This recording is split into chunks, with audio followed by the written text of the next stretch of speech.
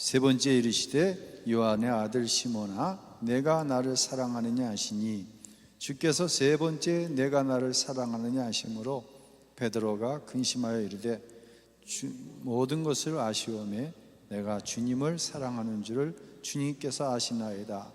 예수께서 이르시되 내 양을 먹이라. 아멘. 읽어주세요. 이 전도자의 영적 상태, 우리는 끊임없이 자신의 영적 상태를 점검하며 살아야 합니다. 그것이 영적인 건강을 유지하는 길입니다. 자신의 영적 상태를 점검하는 여러 방법이 있지만 그중 하나가 바로 전도입니다. 전도는 우리의 영적 상태를 점검해주는 시금석과도 같습니다.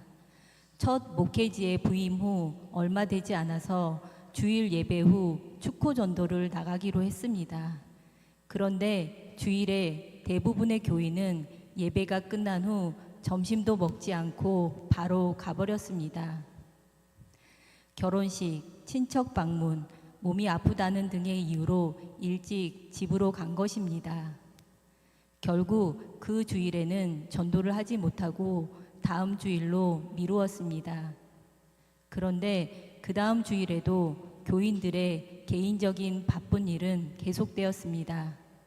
결국 축호 전도에 참여한 교우들은 몇 명 되지 않았습니다.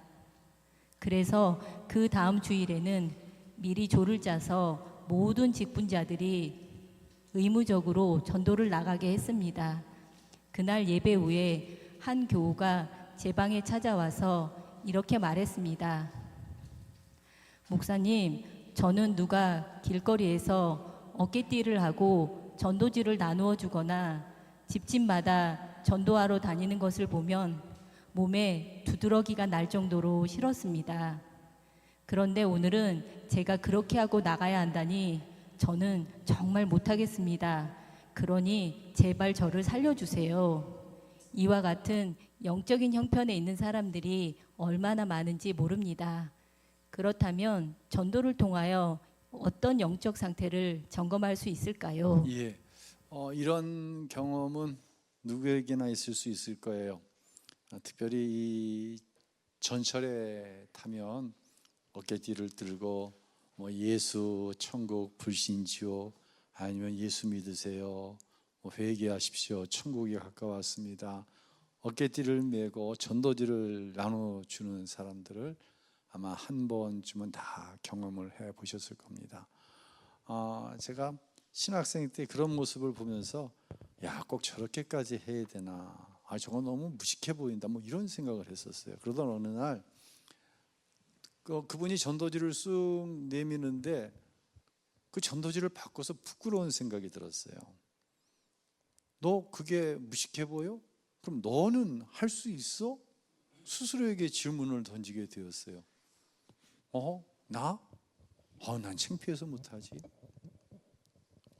도대체 뭐가 창피한 거야? 복음이 창피한 거야? 예수 믿는 게 창피한 거야? 예수님을 전하는 것이 창피한 거야?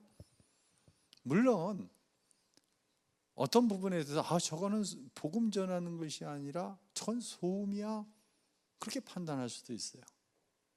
그런데 정말 내가 예수님을 사랑하기 때문에 그 사랑하는 마음을 주체할 수가 없고, 한 사람 한 사람은 걸어다니는 사람들을 볼 때 저들이 지옥을 향해 가는데 내가 어떻게 해서든지 막아줘야지. 그러기 위해서는 복음을 전해야 돼. 그러기 위해서는 전도해야 돼.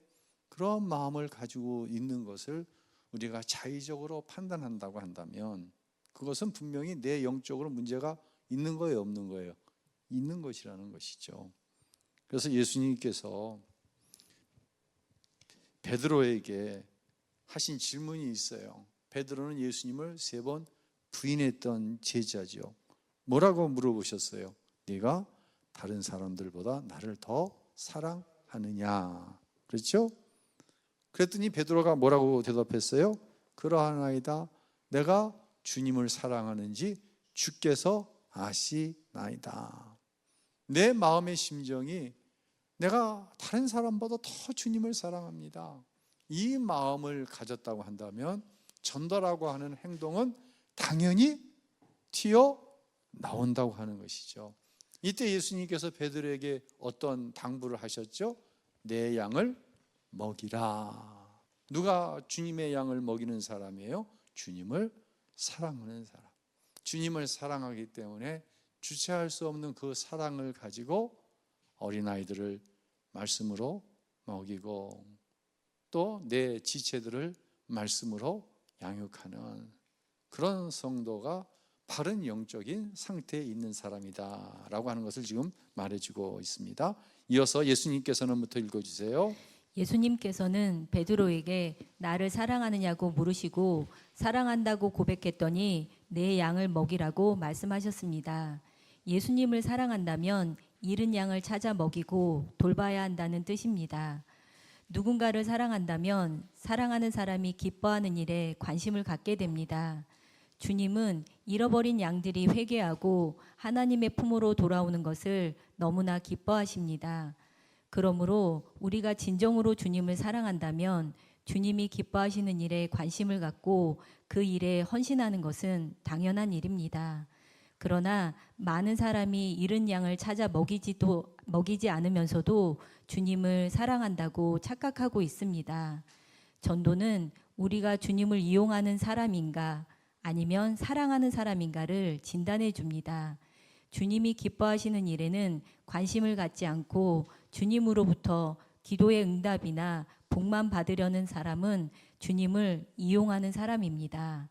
가룟 유다가 결국 주님을 배신한 이유는 주님을 사랑하지 않고 이용하려고만 했기 때문입니다. 예, 가룟 유다는 예수님께서 부르시지 않았는데 자발적으로 예수의 제자가 되기를 원했던 사람이죠.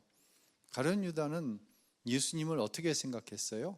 로마의 압제로부터 자신들을 해방시켜 줄 수 있는 천상의 힘을 가진 그런 메시아로 알았던 거예요. 그러니까 자기 생각으로 믿은 것이죠. 근데 자기 생각대로 예수님이 하시지 않았어요. 그래서 어떻게 했어요? 예수님을 팔았죠. 우리의 신앙의 모습은 어떤가 점검해 봐야 합니다. 나는 예수님을 사랑하나? 아니면 나는 예수님의 이 책에 그대로 표현하면 예수님을 이용해서 무엇인가를 얻으려고 하고 있지는 않은가? 어느 편에 속해 있느냐에 따라서 영적인 상태는 완전히 달라진다는 거예요. 종교에 심취할 수는 있어요. 그러나 그것이 하나님을 믿는 것은 아니에요. 종교에 심취해 있는 거 무슨 의미인지 아시겠어요? 교회 안에는요 전도를 하는 사람이 있고 교회 안에도 전도의 대상자가 있어요. 교회를 다니는데 어떻게 전도 대상자예요? 굉장히 종교적으로 심취해 있는데 여전히 예수는 믿지 않는 거예요. 하나님 사랑하지 않는 거예요. 지난 금요일 날 저희 조카한테 전화가 왔어요. 아버지 심부름으로 전화를 한다는 거예요. 저 이제 큰 매형의 이제 아들인데 아버지가 어젯밤 꿈을 꿨는데 할아버지가 꿈에 나오셔가지고 추워가지고 어디를 못 가갔다고 그러시더라는 거예요. 그래서 할아버지 이불 덮어드리고 가기로 했대. 그래서 토요일 날 아침 9시에 할아버지 댁에 가서 할아버지 옷가지와 이불을 가지고 태워드리기로 했다고. 그래서 할아버지 덮어드린다고. 근데 문제는 뭐냐면 사모가 주일날이어서 저는 당연히 못 갔어요. 또 사모제라는 게 제사 드리러 가는 거니까 여러분이 어떻게 하실지 몰라도 사모제니 49제니 그건 사실 우리하고 별 관계없는 일이에요. 장례가 나서 모셔드렸으면 이제 어느 날 가서 성물하고 비석이 주문한 대로 잘 되어 있는가 가족이 모여서 돌아보고 그리고 함께 예배할 수 있다고 한다면 함께 기도할 수 있다고 한다면 그것이 우리의 모습이 되어져야 되겠죠. 근데 요즘에 이 공원묘지에 가면 망인들의 옷가지를 태우는 장소가 없어져 버렸어요. 법적으로 이제 금하는 거예요. 공여가 된다고. 저희 어머니 때만 해도 있었거든요. 근데 요번에 갔더니 없더라고요. 그래갖고는 그걸 수소문한 거야. 어디 가면 태울 수 있는지. 그래서 금요일 무슨 장례 지도사라고 하는 직업이 있잖아요. 요즘에 어느 장례 지도사가 일산에 그런 곳이 있다고 그래서 토요일 날 아침에 9시에 모여서 일산 할아버지 옷도 할아버지 따뜻하게 덮어드린다고들 갔어요. 근데 그분은 우리 큰매형은 자기 스스로가 생각할 때 독실한 천주교 신자예요. 이건 종교의 부끄러운 일이지 얘기죠. 종교에 이건 심취해 있는 거예요. 예. 어떻게 예수를 믿고 하나님 믿는데 그들 말대로 미사도 드리고 종교적인 행위를 하는데 꿈속에 할아버지가 춥다, 옷도 이불 덮어드리러 가야 된다. 혹시 여러분 가운데도 그런 사람이 있지 않아요? 자수해서 강명 찾읍시다. 혹시 있지 않습니까? 여러분 가운데도 과거에 그런 일이 있었다고 한다면 그때는 내가 예수 안 믿은 거예요. 이제는 영적인 상태를 꼭 점검해야 돼요. 근데 의외로 이런 전통적인 문화나 흔히 얘기하는 무속적인 신앙에 여전히 예수를 믿으면서도 매여 있는 분들이 교회 안에는 있어요, 없어요? 있다고 하는 거예요. 그분들도 무슨 대상자다? 전도 대상자일 수 있다라고 하는 거예요. 내가 눈을 어디다 둘 수가 없네 지금. 자, 2번 나는 영적으로 떠돌아다니지 않는가 읽어주세요. 2. 나는 영적으로 떠돌아다니지 않는가. 시냇물에 종이배를 띄우면 그 배는 물결을 따라 떠내려가다가 아무 곳에나 처박히고 말 것입니다. 많은 그리스도인이 세상에서는 목표를 가지고 열심히 살아가지만 신앙생활에서는 종이배처럼 목표도 없이 떠돌아다닙니다. 죄를 짓거나 방탕한 생활을 하지 않으면 괜찮다고 생각합니다. 그러나 물결 따라 떠다니는 종이배처럼 살다가는 1년, 5년, 10년이 지난 후 심각한 상태에 빠질 수밖에 없습니다. 영국인으로 평신도 신학자이며 작가이자 탁월한 기독교 변증가인 C.S. 루이스는 지옥으로 가는 길은 결코 벼랑이 아니다. 그 길은 밋밋한 내리막길이다. 사람들은 그 길을 기분 좋게 걸어간다. 라고 말했습니다. 신앙생활에 아무런 목표와 열정도 없이 살아가는 것은 기분 좋게 내리막길을 걷는 것과 같습니다. 우리가 주일에 교회를 가지 않아도 기도하지 않아도 아무런 문제가 없다고 느끼는 것은 내리막길을 걷고 있다는 증거입니다. 영적으로 죽어가는 상태에 있으면서도 그 영적인 위기를 깨닫지 못하고 있는 것입니다. 전도는 우리가 영적으로 떠돌고 있지는 않는가를 진단해주는 표지입니다. 영적으로 죽어있고 목표의식이 없는 사람이 전도의 열정을 쏟는 법은 없기 때문입니다. 예, 주일 예배에 빠지는데 아무렇지도 않아요. 굉장히 믿음이 좋은 거죠. 기도 생활 안 하는데 아무런 문제가 안 일어나니 아무런 문제가 없다고 생각하는 거예요. 참 안타까운 것은 주일 예배 빠져먹으니까 무슨 일이 생기고 기도 생활 안 하니까 무슨 일이 생기면 얼마나 좋겠어요. 얼마나 좋겠어요. 바로바로 깨닫게 되잖아요. 그런데 문제는 뭐예요? 우리가 살아가는 세상 속에서 주일 예배 드리는데 아무 일이 안 일어나요. 주일 예배 한 번 빠졌는데 무슨 일이 일어나? 하나님 굉장히 사랑하시는 분입니다. 아멘. 네. 내가 기도 생활 안 했더니 바로 문제가 생겨요.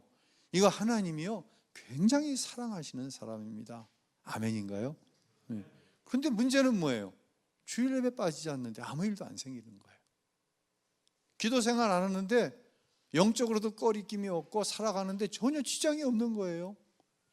굉장히 이건 참 불행한 거예요.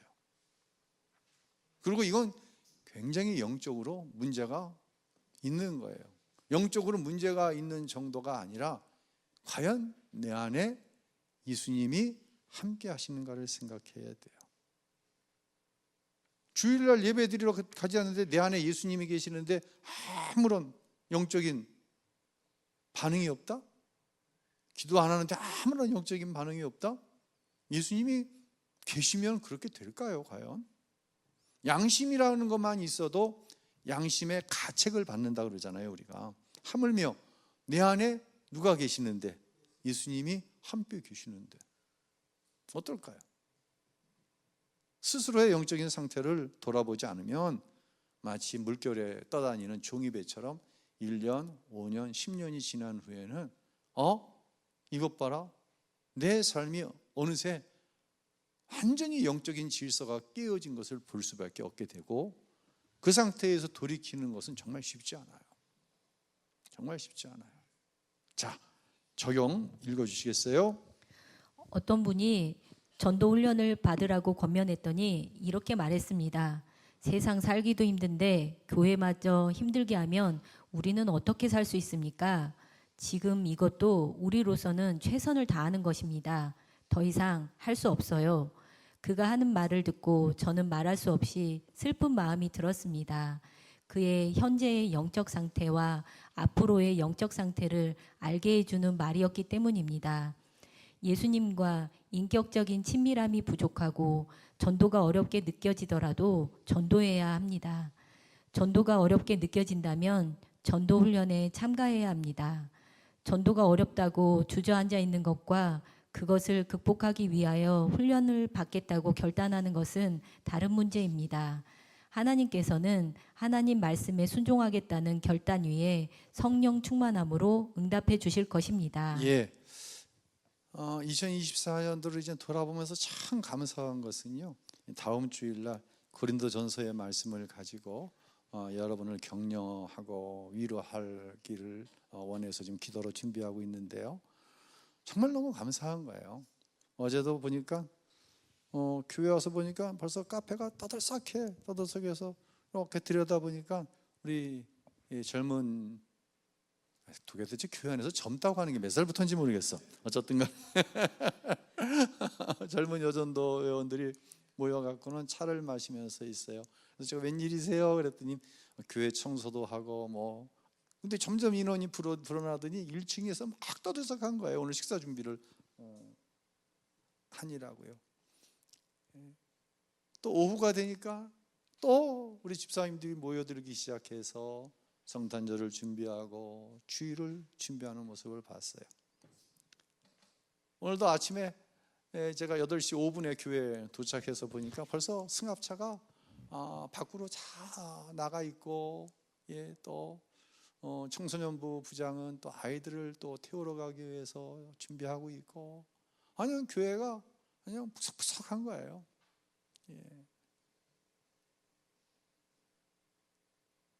영적인 상태, 적용은 그런 거예요. 전도합시다. 지금 내가 한 주 동안 세상에서 얼마나 힘들게 살았는데 이게 다 여러분 모습이에요. 얼마나 힘들게 사셨어요. 여러분 얼마나 힘들게 사셨습니까? 목회가 힘들다? 감히 제가 여러분 앞에 그 말씀 못 드립니다. 저도 지금 입안이 다 해지고요, 막 입술이 옆으로 찢어지고 난리가 났는데도 여러분을 보면 그냥 웃음밖에 안 나오고 너무 즐거운 마음밖에 없어요. 왜냐하면 여러분이 세상 가운데 어떻게 살다가 오늘 이 자리까지 왔는지 내가 다는 몰라도 많이 알거든요. 감사한 마음밖에 없죠. 여러분의 영적인 상태를 아니까요. 근데 문제는 뭐냐? 내 영이 조금만 삐딱해지면은요, 그냥 얼굴부터 찌그러집니다. 입에서 나오는 말부터 거칠어지고요. 웃음? 웃음이 어떻게 나? 목사님, 한번 세상살이 한번 해보세요. 웃음이 나오나? 바로 이렇게 되거든요.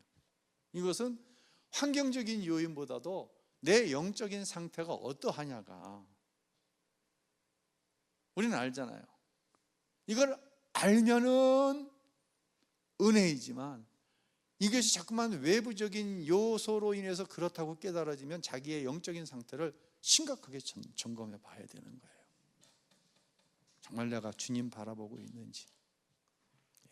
사실 주님만 바라봐도 쉽진 않아요. 저도 해보니까 정말 쉬운 일은 아니에요. 하지만 무엇으로 우리의 영적인 상태를 판가름할 수 있느냐? 여기서는 전도라고 이야기하지만 전도뿐만 아니라 내가 주님의 일을 함에 있어서 내 영적인 상태가 어떤가는 내가 지금 기쁨이 있는가? 내가 지금 감사가 있나? 내 안에 정말 평안이 있나? 아니면 물질로, 건강으로, 자식으로 깨어진 평화가, 깨어진 그 어떤 불편함이 너무 오랫동안 지속되고 있다? 점검해 봐야 됩니다. 이 문제는. 우리는 너나 없이, 예외 없이 이 문제를 갖고 있어요. 점검해 봐야 됩니다. 자, 3번. 나는 하나님의 은혜의 통로의 역할을 하는가? 읽어주세요. 하나님께서는 그리스도인들을 복의 근원으로 삼으셨습니다. 하나님의 은혜와 복을 세상으로 흘려보내는 통로 역할을 하도록 부르심을 받았습니다. 이것이 아브라함이 받은 약속인데 이스라엘이 깨닫지 못해 실패한 것입니다. 모든 그리스도인이 하나님의 은혜를 받고 있습니다. 그러나 그 은혜가 영적 성장의 발판이 되지 못하고 흐지부지 되어버립니다. 은혜를 받으려고만 했지 흘려보내지 않았기 때문입니다. 예를 들어 예배를 드리면서 설교를 통해 은혜를 받았다고 생각해 보세요. 자신이 받은 은혜를 다른 사람에게 간단하게라도 전하면 그 은혜는 오래 간직되고 자기의 것이 됩니다. 그러나 아무리 큰 은혜를 받았더라도 그 은혜를 나누지 않으면 금방 사라질 수밖에 없습니다. 전도는 다른 무엇보다도 가장 귀한 복을 나누는 것입니다. 그렇기 때문에 전도를 통해서 내가 하나님의 은혜의 통로의 역할을 잘 감당하고 있는지 진단해 볼 수 있습니다. 적용 부분을 좀 바꿔서 하도록 할게요. 김범수라고 하는 치과 의사가 있습니다. 이 사람이 예수님과 치과 의사다라고 하는 책을 토기장이라고 하는 출판사에서 출판한 내용 가운데 있는 거예요. 이분이 1년이면 꼭 딱 시기를 정해놓고 어려운 국가에 의료 봉사를 가는 거예요. 의료 선교 이런 단어 안 쓰고 의료 봉사를 가는 거예요. 왜 그런지 한번 잘 들어보세요. 이제 그날은 이제 케냐에 의료 봉사를 하기 위해서 함께 봉사로 움직이는 분들이 나이로비에 집결을 하게 됩니다. 이제 비행기에서 내리자마자 정말 낙후되어 있는 시설에서 우리가 밥 먹는 그런 탁자 같은 걸 쭉 펼쳐놓고 이 치과 의료 기구를 쫙 세팅해 놓으면서 이 김범수라고 하는 의사가 하나님 앞에 기도하는 거예요. 하나님, 도착했는데 한 사람의 환자라도 더 치료할 수 있게 도와주세요. 그러기 위해서는 돕는 손길이 필요한데 하나님 돕는 손길을 붙여주세요. 기도하고 이제 치료를 시작했습니다. 한국에서 치과 의사가 왔다 그러니까 얼마나 많은 사람들이 의료 혜택을 받기 위해서 왔겠어요. 그런데 이게 옆에서 도와줄 수 있는 사람이 없으니까 이게 잘 진도가 안 나가는 거예요. 근데 갑자기 어느 서울 말투를 쓰는 자매가 선교사님을 찾는 거예요. 함께 협력하는 선교사님을. 왜 그랬냐 봤더니 이 자매가 김혜숙이라고 하는 자매인데 여권을 잊어버렸어요. 근데 그 여권을 이 선교사님이 우연히 습득을 해가지고 보관하고 있다는 사실을 알아서 선교사님을 찾아온 거예요. 근데 와서 보니까 막 치과 진료를 하고 선교사님과 옆에 막 돕는 손길들이 굉장히 막 분주하거든요. 이 김범수라고 하는 의사가 이 자매에게 혹시 직업이 뭐냐고 물어봤어요. 굉장히 실례지 않아요? 그랬더니 이 자매가 하는 얘기가 자기는 치과 의생사라는 거야. 와, 날 좀 도와줄 수 있겠냐고. 그러니까 빚을 졌어요, 안 졌어요? 이 자매가 빚을 졌잖아요. 그러니까 예수 이런 거 없이 빚을 좀 갚자는 마음으로 정말 어두워서 환자의 입이 안 보일 정도로 밤 깊도록 진료를 한 거예요. 근데 그 다음 날 이 김범수라고 하는 의사가 이 김혜숙이라고 하는 치과 의상사를 붙잡은 거예요. 나 좀만 더 도와달라고. 그렇게 이제 며칠을 같이 의료봉사를 하고 케냐에서도 굉장히 낙후되어 있는 가리오방기라고 하는 지역으로 가야 돼요. 근데 더 이상 이 서울에서 곱게 하고 온 이 자매에게 그 정말로 낙후된 지역에 함께 가자는 말이 안 나오는 거예요. 근데 이 김혜숙이라고 하는 자매가 같이 갔을까요? 자진해서 동행을 하더라는 거예요. 그렇게 가리오방기에서 몇 날을 봉사를 했습니다. 이 김혜숙이라고 하는 자매가 드디어 이제 비행기표를 끊고 한국으로 돌아가야 될 전날, 이 자매가 이런 고백을 했습니다. 저도 예수님을 영접했습니다. 누가 예수님 전했어요? 아니에요. 자기는 굉장한 편견을 가지고 평생을 살아왔다는 거예요. 예수 믿는 사람? 아이고, 교회에서는 뭐 그럴듯해 보이지만 직장 생활을 오면은 뭐 다른 것도 없고 집에서도 별 것도 없는 것 같고, 오히려 뭐 예수 믿는다는 목사들이, 장로님들이 뭐 어쩌고 저쩌고 이런 얘기 많이 듣잖아요, 우리가.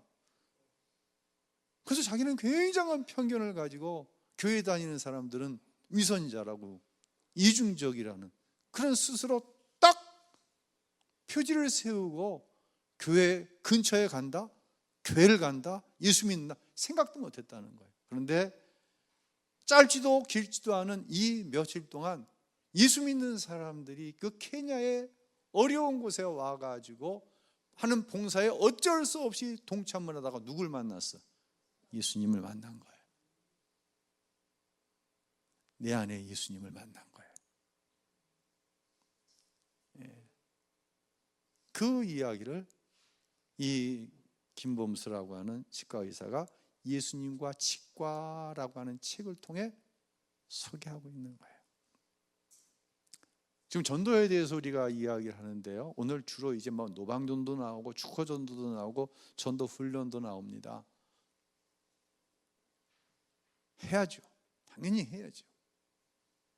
그러나 그 전도자의 영적인 상태는 어떤 상태여야 되냐? 교회 안에서의 모습과 교회 밖에서의 모습이 같아야 된다는 거예요. 교회 안에서의 모습과 집에서의 모습이 같아야 된다는 거예요. 그때 내가 예수를 전한 적이 없는데 내가 당신으로 인해서 예수님을 만났습니다. 이런 일들이 우리의 삶에 있어요, 없어요? 얼마든지 있습니다. 얼마든지 있습니다. 이런 일들은 지금도 나타나고 있습니다. 오늘 전도자와 영적 상태, 먼저 전도를 어떻게 합시다라고 하는 방법에 대해서는 여러분 수도 없이 배웠어요, 지금까지. 제일 중요한 것은 내가 나의 영적인 상태를 볼 수 있어야 됩니다. 내 안에 예수님이 계시는지, 내 삶의 주인은 누구인지를 먼저 보아야 된다는 거예요. 그렇게 여기에 앉아있는 우리가 모입니다. 얼마나 대단한 능력이 나타날까요? 흔히 시너지 효과라고 하잖아요. 혼자일 때보다 합해질 때 그 능력이 폭발적으로 나타나는 거예요. 이 영적인 시너지 효과가 얼마나 나타나겠어요? 예수 믿는 게 뭔지, 예배가 뭔지 누군가가 뭐 죄송합니다 이런 표현에서 구경하러 왔습니다. 근데 우리의 예배를 통해서 우리의 영적인 상태가 합해지니까 막 성령의 권능, 다른 말로 성령의 폭발하심이 우리 예배 가운데 임하는 거예요. 그의 영이 뒤집혀지는 것이죠. 그의 영의 주인이 귀신이고 그의 영의 주인이 마귀였는데 뒤집히는 거죠. 지진이 나는 거죠. 성령에 뭐가 임하는 거예요? 권능이 임하는 거죠. 다이너마이트가 폭발하는 것이죠. 그런 역사가 예배 가운데 나타나야 된다는 얘기예요. 그 역사가 나타나는 가운데 우리가 흩어져서 복음의 삶을 살 때, 정말 나를 통해서 내가 만난 예수님을 그 누군가가 볼 수 있다고 한다면, 나도 예수님을 영접했습니다. 뭘 전한 적이 없는데, 예수를 전한 적이 없는데 예수님을 영접했다고. 그러면서 예수님을 영접한 계기가 당신 때문이다. 예수님을 영접하게 된 계기가 우신교회에서 한 번 드린 예배 때문이다. 우연히 우리 아이가 여름 성경학교 한다고 해서, 뭐 부모 모임이 있다고 해서, 성탄 축하의 밤이라고 해서 애들 재롱잔치 하는 거 사진 찍어주려고 왔는데 여기서 성령이 폭발하는 거예요. 막 성령이 폭발하는 게 이게 합해지니까 막 놀라운 영적인 폭발이 일어나는 거예요. 그때 그 심령에 지진이 일어나는 거죠. 막 마귀가 이게 막 쫓겨나는 역사가 나타나는 것이죠. 예수의 이름으로 명하노니 악한 원수 마귀는 물러갈지어다. 이것도 중요합니다. 선포하고 꾸짖고 하나님의 자녀된 권세를 선포하는 거 매우 중요합니다. 그러나 이것 위에 있는 게 뭐냐? 내 안에 예수가 주인이 되어서 성령의 권능이 폭발하는 것들을 보여주는 것. 우리가 모여서 이렇게 함께 훈련을 받고 모여서 이 어려운 시국에 예배를 드리는 이유가 여기에 있다라고 하는 것이죠. 사랑하는 성도 여러분, 우리는 반드시 승리할 것입니다. 예, 우리 안에 주님이 함께 하시기 때문입니다. 그리고 나는 혼자가 아니에요. 여러분은 절대로 혼자가 아니에요. 절대로 혼자가 아니에요. 우리는 성령의 띠로 하나가 되어졌습니다. 이것이 전도자의 가장 완전히 무장된 영적인 상태이고, 이런 영적인 상태라고 한다면 그 대상이 누구라고 할지라도, 우리 가족 가운데 누구라고 할지라도 종교적인 모습은 있는데 예수를 영접한 것이 없어 문제되지 않습니다. 왜요? 여러분이 이기기 때문에. 정확히 표현하면 여러분 안에 있는 예수님이 그 어둠의 세력을 결국은 물려낼 거예요. 결국은 물리치실 거예요. 예, 때로는 좀 지루하게 느껴질 때도 있어요. 이유가 있어요.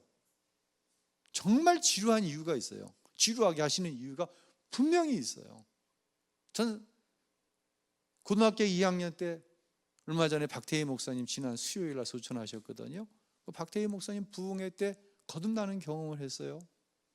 거듭날 때 제가 회개한 제목이 뭐라고요? 부모님에게 복음 전하지 않은 게 죄를 깨달아졌어요. 그 이후로 부모님은 전도를 위해서 기도했어요. 몇 년 만에 제 입술을 통해 저희 아버지께 복음 전했다고요? 고등학교 2학년. 지금 제가 63살. 도대체 몇 년이에요, 이 세월이? 근데 이유가 있으세요. 그동안 하나님께서 그렇게 하신 이유가 있으세요. 근데 하나님이 하신 그 이유는 절대로 잘못되지 않아요. 틀리지 않아요. 하나님이 맞아요. 하나님이 옳으세요. 정말 하나님이 옳으세요. 제가 틀린 거예요. 제가 생각하고 제가 하나님 섭섭해요. 아버지 섭섭해요. 잘못된 생각이었어요. 하나님이 옳으신 거예요. 누구 안에서 그 모습을 본다? 예수님 안에서 그 모습을 볼 수 있는 거예요. 그래서 우리가 지금 겪고 있는 실패라고 생각하는 거요. 뭐 내가 원하는 대로 안 되면 우리는 실패라고 다 생각하잖아요. 그거 실패 아닙니다.